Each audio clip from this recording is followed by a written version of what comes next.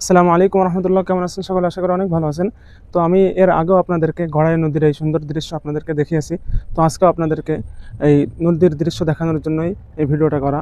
আপনারা অনেকদিন আগে দেখছিলেন এখানে নদীর পানি শুকিয়ে এই জায়গাটায় চর পড়ে গেছিলো। ভেতর ভেতর দিয়ে মানুষ হেঁটে এপার থেকে ওপারে যেতে পারছিল, কিন্তু এখন আস্তে আস্তে পানি বাড়তে বাড়তে দেখুন কী পরিমাণ পানি বেড়েছে। একদম প্রায় উপর পর্যন্ত পানি উঠে গেছে। আর এখন আগের মতো ঠিক আগে যখন পানি ভিতরে চর পড়ছিল না নদীর ভিতরে, আগে যখন এপার থেকে ওপারে নৌকায় পারাপার হতো, ঠিক তেমনইভাবে এখন আগের মতোই নৌকায় এপার থেকে ওপারে মানুষ পারাপার হচ্ছে। দেখুন পাশে আরও নৌকাগুলো ভিড়ানো আছে। এই নৌকাগুলো দিয়ে মানুষ এপার থেকে ওপারে পারাপার হয়। এটা হলো গড়াই নদী, খোকসাতে অবস্থিত, কুষ্টিয়া জেলার খোকসা থানায় অবস্থিত। এখানে হলো খেয়াঘাট, আর ওই পাশে হচ্ছে ঘাট। এপার থেকে উঠে ওই পারে যায়, আবার ওই পার থেকে উঠে এপারে আসে। আর এটা হলো নদী, দেখতে পাচ্ছেন। আর আমি যেখানে দাঁড়িয়ে আছি এটা হলো মাদ্রাসা। মাদ্রাসার ছাদের উপর থেকে আপনাদেরকে এই ভিডিও করে দেখানো হচ্ছে। আর মাদ্রাসার উপর থেকে এই নদীর এই দৃশ্যটা দেখতে খুবই ভালো লাগে।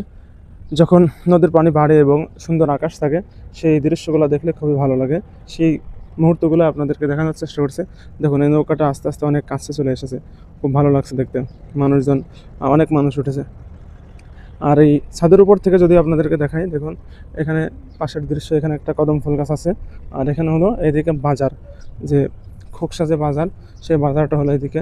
এখানে দেখুন বাজারের এখানে যে বাড়ি ঘরগুলো আছে সেগুলো, এখানে বাড়িঘর, এখানে হচ্ছে দুইটা টাওয়ার দেখা যাচ্ছে, ওখানে একটা ছোট টাওয়ার।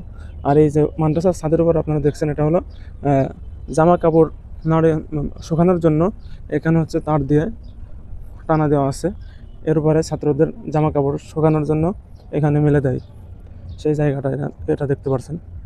আর এখানে হচ্ছে ছাত্ররা গোসল করবে, উজু করবে, এই জন্য এই জায়গাটাকে নতুন করে সুন্দরভাবে তৈরি করা হচ্ছে। দেখুন উজু করার জন্য এবং গোসল করার জন্য এই জায়গাটাকে তৈরি করা হচ্ছে। এখনও উপরে যে ছাউনি দেওয়া, এটা দেওয়া হয় নাই। ওখানে ছাউনি দেওয়ার জন্য টিন রেখে দেওয়া হয়েছে।